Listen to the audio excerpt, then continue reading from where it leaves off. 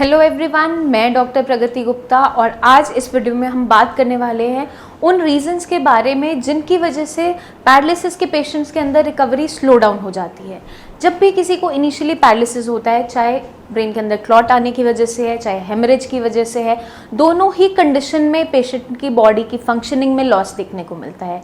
चाहे पेशेंट का left side of the body paralyse देखने को मिलती है, राइट साइड हो सकती है, कमर से नीचे का पैरालिसिस हो सकता है, या फिर कंप्लीट बॉडी के अंदर पैरालिसिस देखने को मिल जाता है।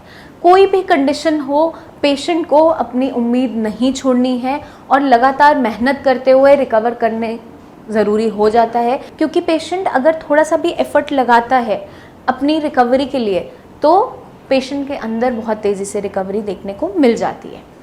अब सबसे बड़ी गलती, या मान लीजिए कोई ऐसी कंडीशन जनरेट हो जाती है जिसकी वजह से आपकी रिकवरी स्लो डाउन हो जाती है, हम टर्न बाय टर्न उन्हीं सारे पॉइंट्स के बारे में डिस्कस करेंगे।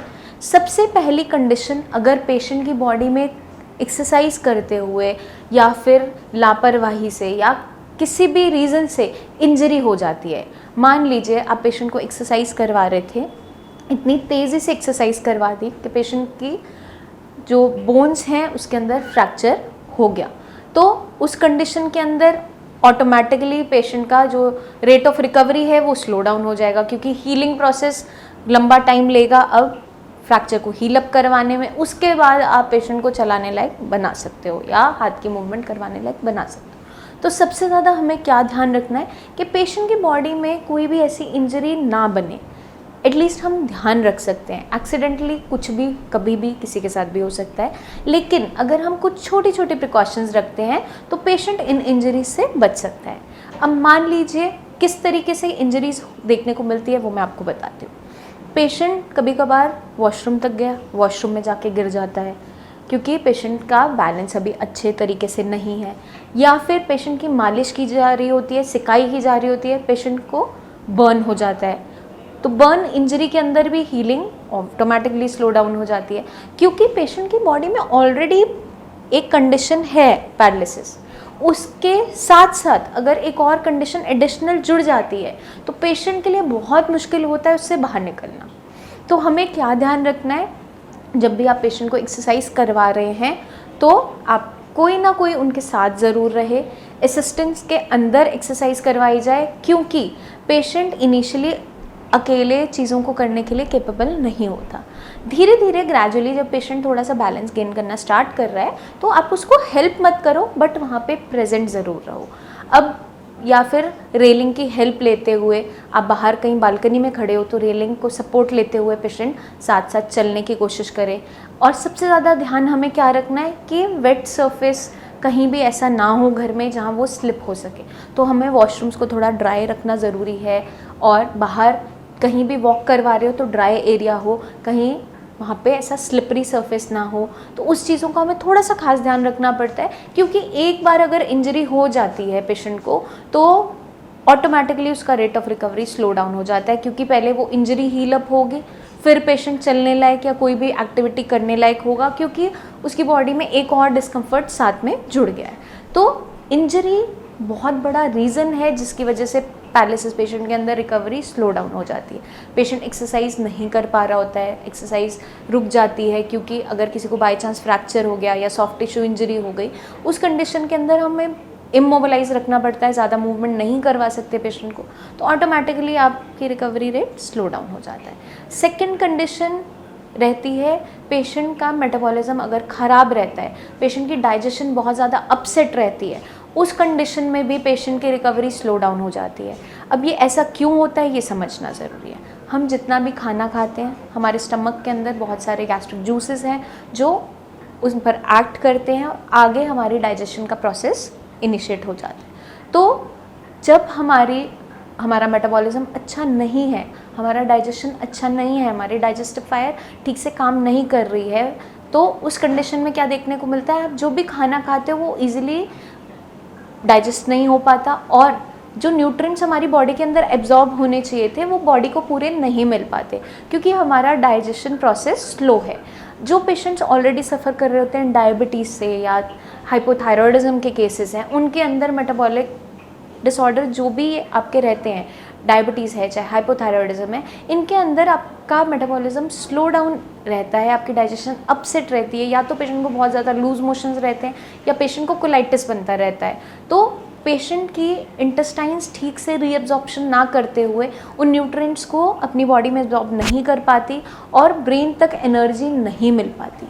इसलिए आपकी ब्रेन की रिकवरी के लिए भी आपका पेट का ठीक होना बहुत इंपॉर्टेंट है। तो हमें अपनी बॉवल मूवमेंट्स पे, अपने स्टमक को अच्छे से ध्यान रखना है कि वो ठीक रहे। उसके लिए हमें क्या क्या चीज़ों का ध्यान रखना है? फाइबरस डाइट लेनी है। आप अपने खाने में रिफाइंड फूड्स, जितने भी मैदा है या फिर स्वीट आइटम्स है, कार्बोहाइड्रेट्स है, वो नहीं लेने हैं, ताकि आपके डाइजेशन में कोई भी हैम्परिंग ना हो। तो हमें क्या ध्यान रखना है? अपनी फाइबर रिच डाइट लेनी है। हम डाइट में फ्रूट्स, सैलड्स अच्छे से लेंगे।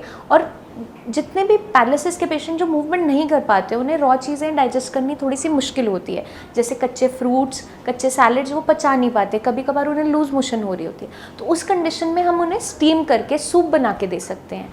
आप जो भी सैलड यूज़ कर रहे हो उसका आप सूप बना दीजिए।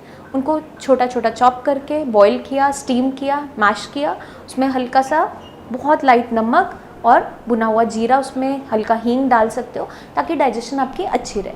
क्योंकि पेशेंट मूवमेंट नहीं कर रहा होता है, कभी कभार पेशेंट बेड रिडन भी होते हैं, वैसे ही डाइजेशन अपसेट रहता है। अगर आपका स्टमक क्लियर नहीं हो रहा है तो आपको ध्यान रखना है कि डेली आपकी बॉवल मूवमेंट सुधरे। उसके लिए आप अपनी डाइट में जैसे फाइबर ऐड ऑन करते हो, उसमें सुधार देखने को मिलता है। आपको अपना हाइड्रेशन अच्छी रखनी है, पानी का इंटेक अच्छा रखना है, प्यास के हिसाब से पानी पीते रहो, ताकि आपकी मोशन, यूरिन अच्छे से क्लियर होता रहे, ताकि आपकी बॉडी में वेस्ट मटेरियल्स इकट्ठे ना हो। हमने अभी तक बात की इंजरी के बारे में। इंजरी की वजह से भी आपकी रिकवरी स्लो डाउन हो जाती है। अगर आपका मेटाबॉलिज्म पुअर है, आपका स्टमक अपसेट रहता है, तो आप जो भी मेडिसिन भी खाओगे वो आपकी बॉडी को पूरी नहीं मिल पाती, क्योंकि उसकी एब्जॉर्प्शन अच्छी नहीं हो पा रही है। इसीलिए पेशेंट कई बार क्या कंप्लेन करते हैं कि हम बहुत टाइम से दवाई खा रहे हैं बट हमें कोई आराम नहीं मिल रहा, हमारी मूवमेंट्स में सुधार नहीं आ रहा। तो जब भी हम हिस्ट्री लेते हैं उसके पीछे बहुत एक बड़ा कारण मिलता है कि पेशेंट का पेट ही ठीक नहीं रहता। आप जितनी मर्जी उन्हें दवाइयाँ खिला लो, जितनी मर्जी एक्सरसाइज करवा लो, पेशेंट के अंदर रिकवरी नहीं आती, क्योंकि जो हमारा एब्जॉर्प्शन का सिस्टम है वहीं खराबी है। तो जब तक उस सिस्टम को ठीक नहीं रखोगे तब तक जो भी आप मेडिसिन खाओगे वो शरीर को लगती नहीं है। तो इस कंडीशन में भी पेशेंट की जो रिकवरी है वो स्लो डाउन हो जाती है। अब हम चलते हैं थर्ड रीज़न की तरफ। ज़्यादातर पेशेंट गलती क्या कर रहे होते हैं? अपने एंड पे एफर्ट लगाना ही छोड़ देते हैं। क्योंकि जब किसी को पैरालिसिस स्टार्ट होता है, ये बीमारी हो जाती है, वो टोटली दूसरे जनों पे डिपेंडेंट हो जाते हैं। तो घर वाले धीरे धीरे थोड़ी सी सिंपैथी जैसे ही देना स्टार्ट करते हैं, पेशेंट कभी कभार क्या करता है कि अगर उसकी बॉडी में दम भी है और वो थोड़ा सा एफर्ट लगा भी सकता है, उसको भी लगाना छोड़ देता है। जैसे आपने सुना होगा, ज़्यादा प्यार भी खतरनाक साबित हो सकता है। तो यही सिंपैथी जो पेशेंट को मिलती जाती है वो उसका गलत फ़ायदा उठाना स्टार्ट करता है। क्योंकि पेशेंट कई बार, जब भी मैं हिस्ट्री लेती हूँ पेशेंट की और सामने एग्जामिन कर रहे हैं, बात कर रहे हैं उनसे, तो पेशेंट क्या करते हैं? पेशेंट के घर वालों से अगर पूछो, ये कुछ बोलते हैं, बताते हैं? तो वो बोलते हैं नहीं। जब मैं यहाँ पे उनका टेस्ट लेती हूँ और उनसे बुलवाने की कोशिश करती हूँ तो वो कुछ कुछ वर्ड्स बोलना स्टार्ट करते हैं। अब घर पे वो क्यों नहीं बोल रहे होते? क्योंकि वो इशारे करके सारी चीज़ समझ लेते हैं। उन्हें पता है कि मुझे बिना एफर्ट किए ये चीज़ मिल जाएगी, तो वो एफर्ट लगाना ही छोड़ देते हैं। अगर पेशेंट को खाना या पानी चाहिए होता है तो वो इशारा करता है, बस घर वाले फटाफट समझ जाते हैं। घर वाले बहुत खुश हो रहे होते हैं कि हम पेशेंट को बिल्कुल समझ पा रहे हैं, इसकी मदद कर पा रहे हैं, बट उन्हें ये चीज़ समझ नहीं आ रही होती है कि यही मदद पेशेंट के लिए बहुत ही गलत साबित हो रही है। क्योंकि पेशेंट अब अपना एफर्ट लगाना ही छोड़ देता है। उसे लगता है मुझे चीज़ मिल रही है, मैं क्यों एफर्ट लगाऊं। वैसा ही सेम हमारे ब्रेन के साथ है। ब्रेन को जैसे ही आसान रास्ता नज़र आता है वो अपना काम करना छोड़ देता है। तो कभी भी ऐसा नहीं होने देना है। पेशेंट को उतना ही सपोर्ट करो जहाँ तक रिक्वायरमेंट है। अब पेशेंट अगर केपेबल नहीं है मूवमेंट के लिए, इनिशियली आप उसको सपोर्ट दो, ज़रूर दो, असिस्टेंस दो, बट कम्प्लीटली अपने ऊपर डिपेंडेंट मत बनाओ। क्योंकि धीरे धीरे पेशेंट को वो हैबिट हो जाएगी, उसके ब्रेन को ऐसी हैबिट हो जाएगी, और इन्हीं गलतियों की वजह से आगे चल के रिकवरी स्लो डाउन हो जाती है पेशेंट के अंदर। तो आई होप आपको कुछ कुछ समझ में आया होगा ये रीज़न्स जिनकी वजह से रिकवरी स्लो डाउन हो जाती है। एक और रीज़न है जिसकी वजह से पेशेंट्स के अंदर रिकवरी स्लो डाउन हो जाती है, पेशेंट पूरा का पूरा फोकस करता है अब मैं ये दवाई खा रहा हूँ, बस दवाई खाते ही मैं ठीक हो जाऊँगा। अपने एंड पे एफर्ट लगाना छोड़ देता है, बिल्कुल मूवमेंट नहीं करता है। अब मैं दवाई खा रहा हूँ, ये गोली खाऊंगा, मैं बिल्कुल ठीक हो जाऊँगा, इससे मेरी मूवमेंट आनी स्टार्ट होगी। ये जो अप्रोच है ये बहुत ख़राब है। अब ये अप्रोच क्यों ख़राब है उसको समझना ज़रूरी है। अब हमारा जो डिसऑर्डर है वो ब्रेन के अंदर हुआ है, वहाँ पर हेमरेज आया या क्लॉट हुआ। अब ब्रेन को जब दोबारा ट्रेन करना है तो उसे वो एनवायरनमेंट देना पड़ता है जहाँ पर वो ट्रेन हो सके।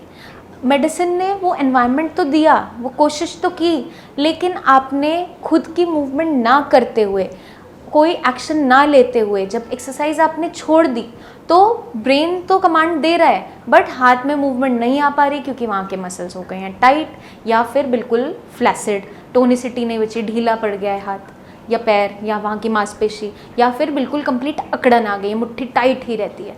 जब तक आप उसको फिजिकली मैनुअली नहीं ओपन करोगे, हल्का हल्का सॉफ्ट नहीं करोगे, वहाँ के जो मसल्स हैं वो स्टिफ होते चले जाएंगे, उनकी मूवमेंट कभी भी ज़िंदगी में नहीं आ पाएगी। इस चीज़ को आज समझ लीजिए। इक्वली इम्पॉर्टेंस है आपके ब्रेन के ट्रीटमेंट का, ब्रेन की ट्रेनिंग का, साथ के साथ आपकी मसल की ट्रेनिंग का, क्योंकि ये दोनों चीज़ें मिलके ही आपको इंडिपेंडेंट बनाती है। इसीलिए पेशेंट को हमेशा गाइड किया जाता है ऑक्यूपेशनल थेरेपी के लिए कि ब्रेन को सिखाने के लिए वो एक्टिविटीज़ कीजिए जो आप पहले करते थे। वो हर एक वीडियो में मैं आपको समझाती भी हूँ। मैं अपने पेशेंट्स जितने भी क्लिनिक में आते हैं उनको यही समझाती हूँ कि जो भी काम आप पहले करते हो, जो आपको या चीज़ें पसंद है, वो आपका ब्रेन ऑलरेडी जानता है। आप उसकी प्रैक्टिस अगर दोबारा से करते हो तो आपकी रिकवरी ऑटोमेटिकली स्पीडअप हो जाती है।